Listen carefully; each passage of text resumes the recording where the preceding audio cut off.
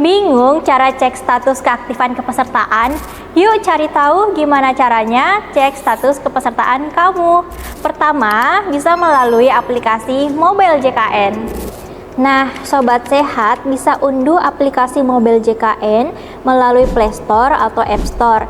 Jangan lupa yang pertama disiapkan handphonenya ya. Silahkan registrasi dengan menyiapkan KTP, nomor handphone, dan email. Setelah itu, tinggal masuk ke menu info peserta buat cek status kepesertaan kamu. 2. Pandawa. Pelayanan administrasi melalui WhatsApp di nomor 0811 8165 165. Jangan lupa disimpan ya. Caranya gampang. Pilih pelayanan, masuk ke menu informasi, lalu klik cek status kepesertaan. Masukkan nomor KTP atau nomor JKN Sobat Sehat.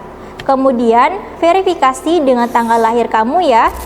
3. Care Center di nomor 165. Buat Sobat Sehat yang lebih nyaman lewat telepon, bisa langsung hubungi 165. Jangan lupa untuk siapkan data seperti KTP atau nomor JKN kamu ya. Gimana Sobat Sehat? Mudah kan? Jangan tunggu sampai sakit ya buat cek status kepesertaan kamu. Sampai jumpa.